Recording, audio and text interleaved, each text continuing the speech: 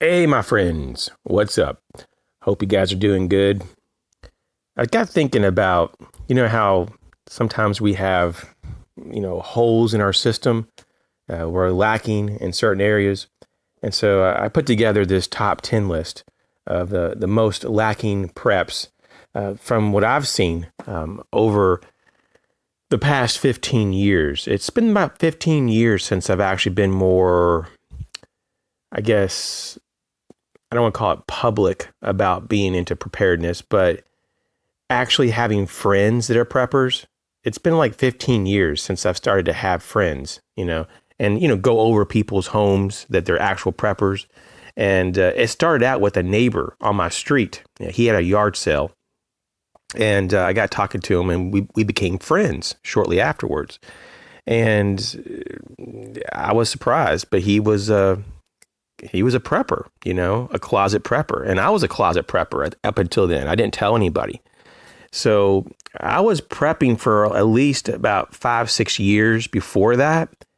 So I guess at the time of this video, it's probably been 21 years now in that range since I've been into preparedness. But I was on a much lower level back in the day. I was just kind of an amateur. And this guy, though, this neighbor, he was really advanced, I mean, it's pretty amazing. And I mean, even to this day, he's, I don't want to say that he's further than I am, but he's pretty good. And we have our own, strengths and weaknesses. And that's kind of what I wanted to talk about with this video, some of the lacking part of people's systems. And so that was a starting point, though. And then I met other people, and it's just snowballed. And I can't say that I've been into like a whole bunch of people's homes over the years. That's not really truthful, but I've talked to a ton of people, either online or, basically offline. And so, I mean, it's just like, it's pretty amazing what I've kind of have figured out over the years, just like what people are really into more so than not, like what people have a lot of and what they don't.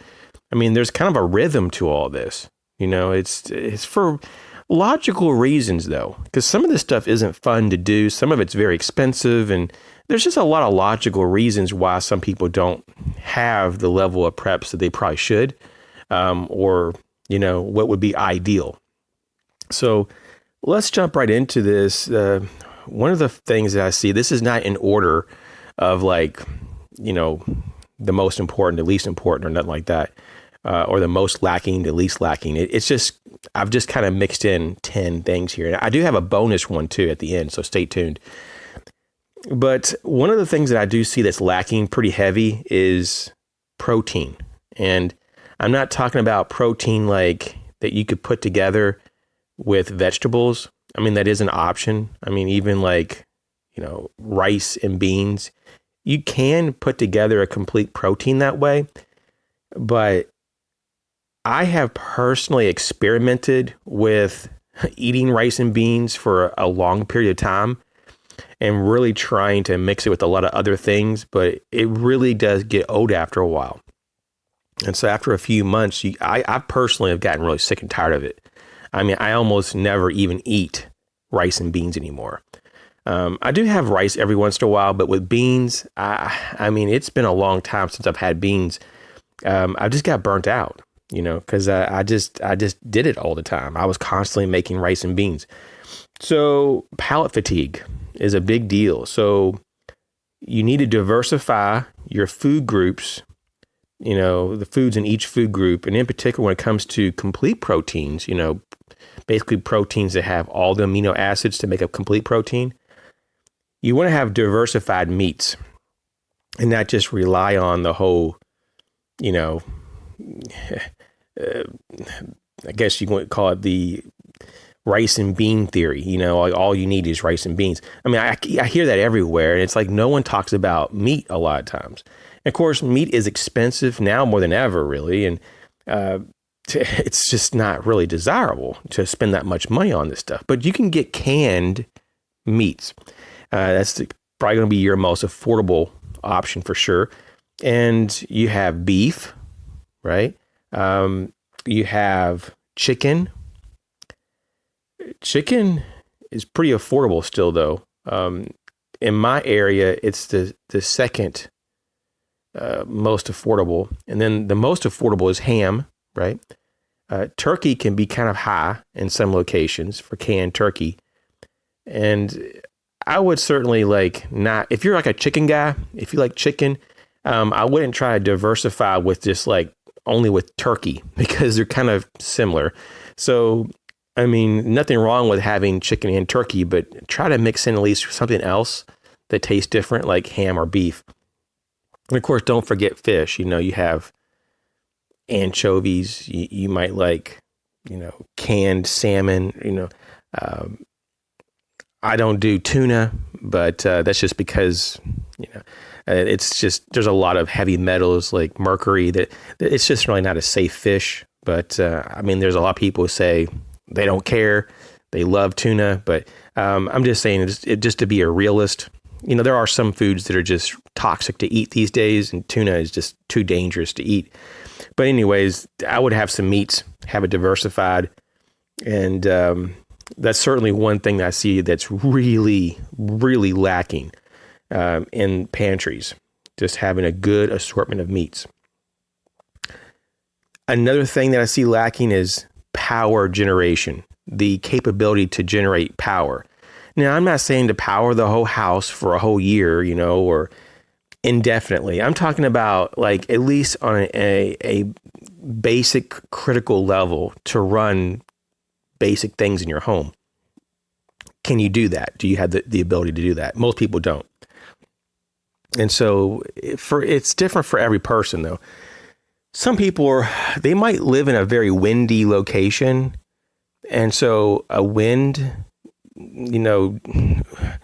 generator, I mean, that might be for you. Maybe a solar generator is better for you. Maybe you live out there in the middle of a desert and it's super sunny most of the day. I mean, go for the solar panels. Maybe just generators, a gas generator, diesel, and you don't mind storing all that fuel. It's whatever it is that works best for you, but at least have an option, And so that's something that I see lacking big time. About half the people I know, they don't have really any capabilities to create any other power. And the other half has just enough for bare bones activities. And it's really rare, though, to find people that have really great capabilities when it comes to power generation.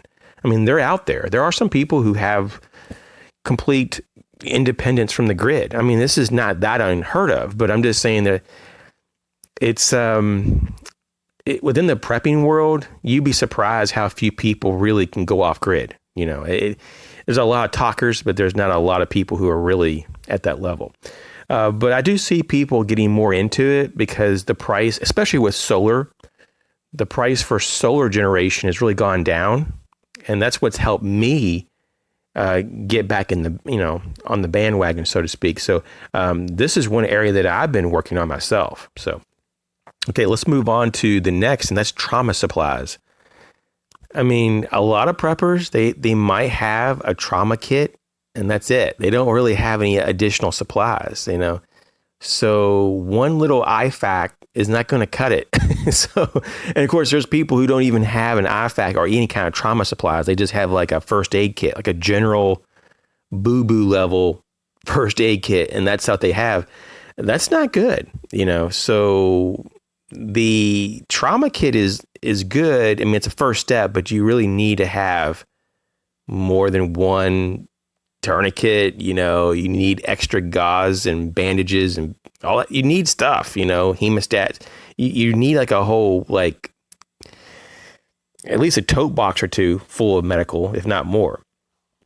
Because when you need that stuff, you really need it. And you're not going to be able to go down the street and go to your local big box store to buy all this stuff. There may not be anything there.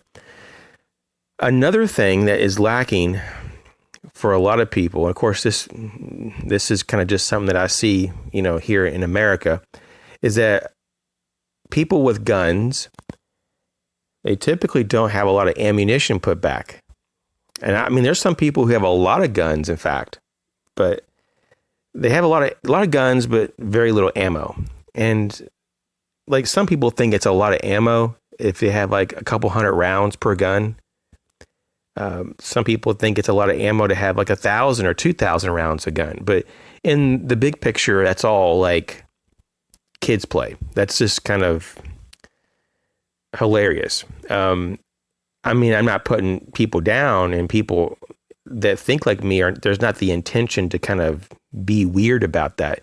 But I mean, just logically think that through. You know, if you're having an epic firefight, you know, like a gun battle in your neighborhood over the weekend, you have thugs that have surrounded your neighborhood or roving gangs.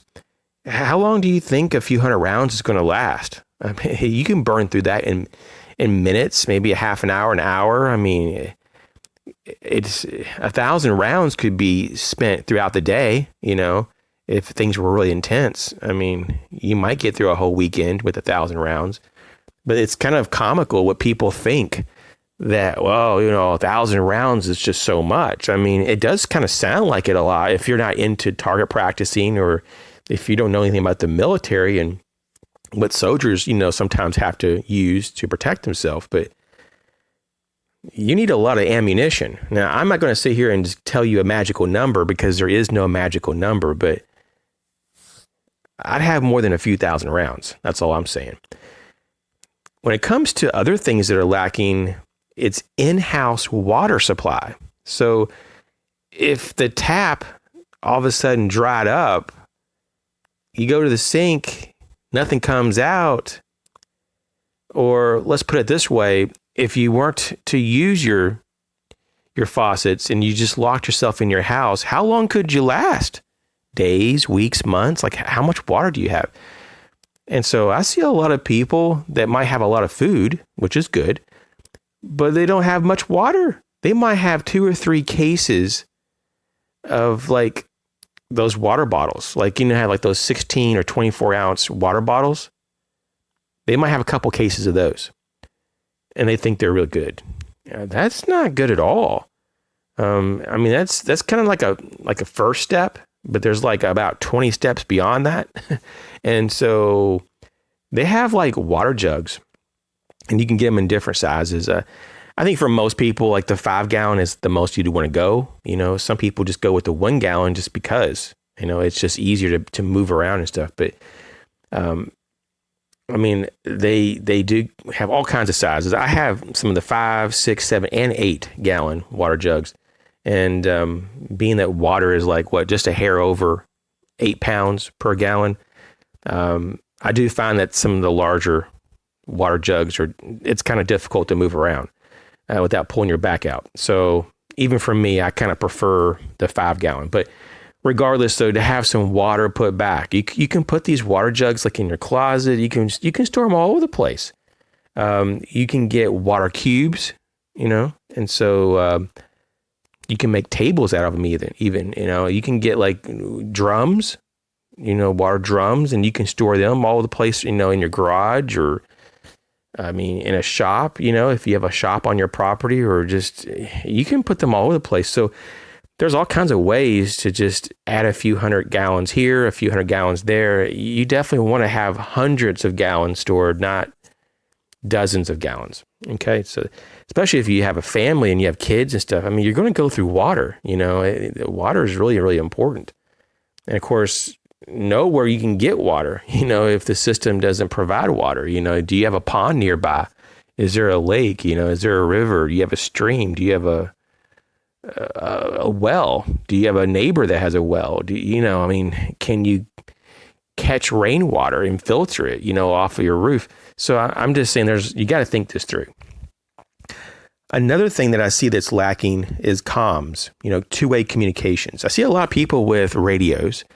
So most people can receive AM and FM, and there's a bulk of people, and it's becoming more common for homes to have the ability to receive the weather band. So you have NOAA weather radio, And so that's good. So AM, FM, and weather band. But when it comes to like two-way comms, everybody just defaults with their cell phone. But at some point, the phones are going to be down, and there's not going to be any way to use them. So what else do you have? Do you have two-way radios of any type? And this is something that can be very easily solved. You know, you can get really inexpensive FRS, GMRS radios. You don't have to get into ham radio at all. You can just get some simple two-way radios. I mean, there's some out there. There's some Motorola's right now that are like $25 to $35 range that are pretty decent. They really are. Some of them even are like waterproof, and they have all kinds of other features that are beyond just the two-way communication. So, I mean, there's really no excuse for all this and not to have them. But I will say, if you start to have some comms and just your electronics in general for, you know, an emergency, start to kind of pile up in your home, don't forget to protect it from an EMP. And so you definitely want to have some type of Faraday cage set up. I've talked about this on the channel. Feel free to do a search, but you can build it as simply with a metal garbage can. You know, this is one of the most simple ways to do it. But there's other ways too. Some people have more elaborate setups, but you can just get a metal garbage can with a metal lid, and there's a way to kind of insulate it, and you can put your stuff in there. And I'm telling you what, it's very, very effective to protect if we got attacked and whoever's attacking us wanted to knock out the grid or whatever. And they still keep most of the infrastructure intact, right? So the EMP doesn't like, you know, blow up buildings or nothing. It just knocks out and fries the microprocessors, I believe, the chips and the motherboard. And I guess that's what I understand. It kind of like causes a surge, and it just fries and melts some of the circuitry and all that.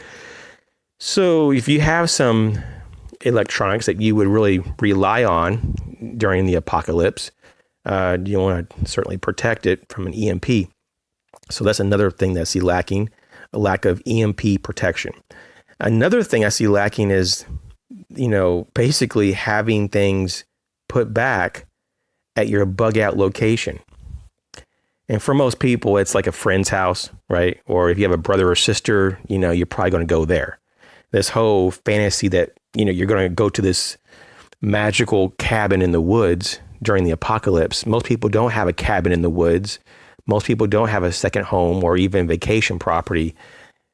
The reality is that you're going to go over to a friend's or a family member's home.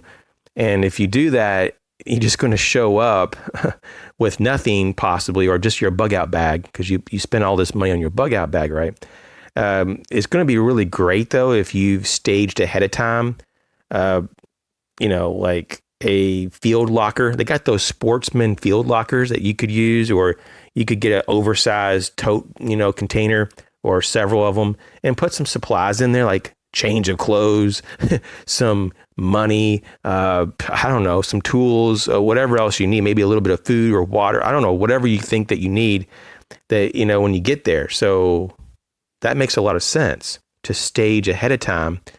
And so you pretty much never hear about this. You know, you always hear about the bug out bag, you know, so much focus on the bug out bag. But just remember, though, that people who have really looked into this, that statistically it's less than 10% of emergencies require you to leave an area to evacuate. And so you have 90+% of emergencies. It's better to shelter in place, also known as bugging in.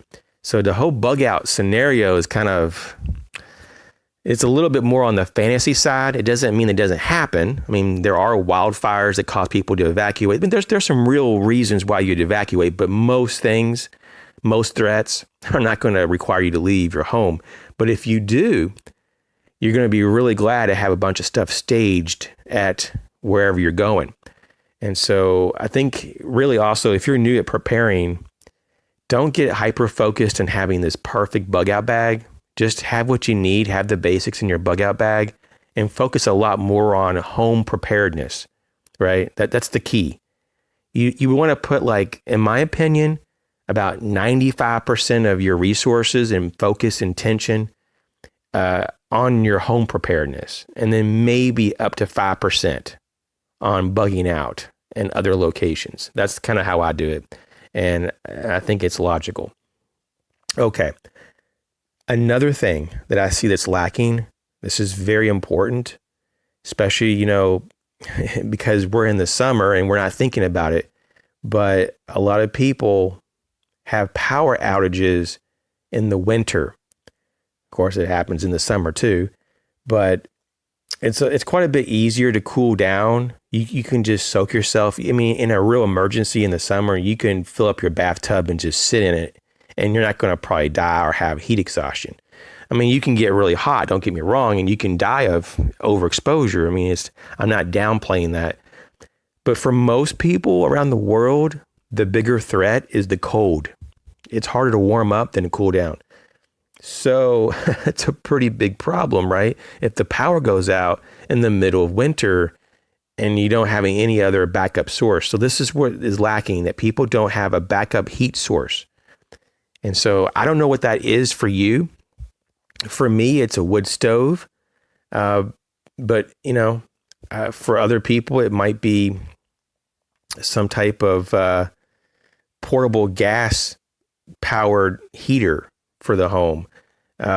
Maybe it's something else, but a backup heat source really is pretty serious. In fact, I'm looking at maybe even getting an extra redundancy with my system. So it's not just the wood stove. It could be something else. I think there's a thing called the Heater Buddy. The Heater Buddy is kind of an option. And what you can do is just close yourself in to one room so it's smaller space to heat. And so you could do that. You could find an interior room of the home and just do that. I mean, I do have candles, a lot of candles, and in a real emergency too, for whatever reason, if the apocalypse lasted years and years and I just run out of firewood, I could actually just find the smallest space, even if it's just your closet. Just find a really small space, bundle up like you've never before with blankets and sweaters and hats and stuff, and light a series of candles. Of course, you want to be careful it doesn't burn your house down. They have like candle lanterns and all kinds of things. They put off a bit of heat though, some of these candles, and you'd be shocked, and it'll keep you from like freezing to death, right? So that's an option. And actually candles are pretty cool. I have a lot of like different kinds of candles. I got those really long running emergency candles. I think it's like well over 100 hours or something crazy. I have some really cool candles. So, I mean, I got different kinds. Some of them are like 100% beeswax, and they're not really long burning. Some of those are like not as thick as others, but I got some other ones that are like, they're like this kind of like a liquid. It's like a liquid canister. And I'm not sure exactly what kind of fuel source that is, but apparently it's very long lasting. But anyways, check that out. Another thing that's lacking, this is going to be number 10 here, is a backup means to cook your food, or at least to warm it up, right? Now, for me, I could, if I really had to, I got a couple candles, like little candle lanterns that I could cook. It would take a little bit of time. It'd be more for like warming up food if I had to, but I have a wood stove that I can cook on. And during the winter, I cook on it all the time. And make eggs, whatever you want, right? So that's cool. But I also have camp stoves, and I have, an outdoor grill. So I've got like, let's see here, 1, 2, at least 5 backup ways to cook. So you don't maybe need that many, but I'm just saying at least have 1 or 2, just have at least something. Because I hear a lot of people talk about this, and there's a lot of people who don't have a grill outside. They don't grill. And there's a lot of people who don't have wood stoves, and a lot of people don't have candles. And so if you don't go camping, then you don't have a camp stove. So you're kind of out of luck. So, I've talked to friends about this, and they're like, well, if I got really in a pinch, I'd bust out my Bic lighters and I'd start to light my food on fire until it got crispy. And I'm like, it doesn't work that way. People are just silly. So what I want to say here is that I do have a bonus. So I just went through my top 10, but I do have a bonus. I think it's really worthwhile. It was kind of bothering me because I was like, I really wanted to fit this in there, but I'm just going to call it the bonus uh, lacking prep, and that is maps of your immediate area. We're talking like a street map in particular for your immediate area and your city, and then a regional area. Now, for some people, they would call it their state. Like if you live in a really large state like Texas, that could be called maybe even a regional map for that. But I would definitely have like a state map, but I'm talking about like a regional map that's pretty substantial. And it might include several states. There are maps that are like that. So the problem with this one, though, is that there's a lot of places that used to sell maps. For example, a lot of big box stores, they don't carry the selection of maps as they used to. And in some stores, as of recent, I haven't even been able to find maps. Seriously, when I've asked the workers, they said that they don't carry them. I don't know if that's true. Maybe they're just new. They don't know where they are. I don't know. But they said that they didn't sell very well and they stopped carrying them. I hope that's not true. But what I'm telling you is that maps are getting harder to find. And the rationale from a lot of people were that, well, people have phones and that Google Maps is in the phone, or people have GPS and all. So, I mean, I can kind of understand a little bit why people aren't buying maps because, it's in their phone. But regardless, though, if the phone is down, and God forbid, if meteorites come down and as they're coming down in our atmosphere, they're knocking out the satellites, you may not even have GPS. So I'm just saying in the worst case scenario, this is the apocalyptic scenario, it's good to have maps because, in a real pinch, you may need to know where the nearest pharmacy is so that you can go and get medicine, even if it's closed. You may need to do what you have to do to get medicine to save someone's life, or same thing for your nearest hospital. If you're someone that normally never goes to the hospital, you're never sick or never get injured, you may not actually really know what the closest hospital is to you. I know it sounds kind of crazy, but if you live in a larger city, you just may not know that.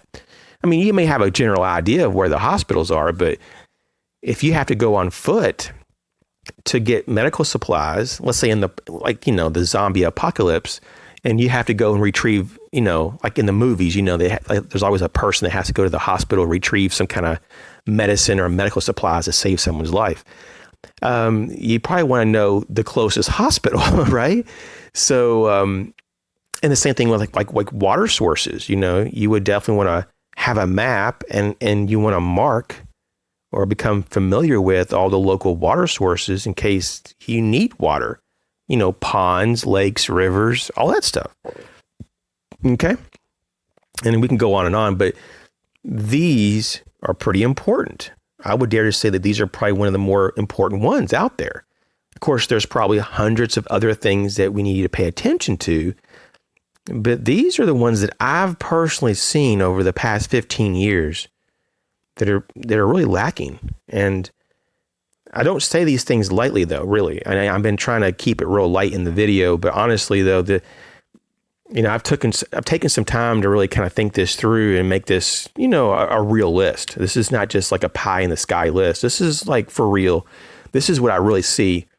And, I don't know how many of these things that, pertain to you, but I can guarantee there's probably at least a couple. And so if you only have a couple on this list, you're doing really good. Congratulations.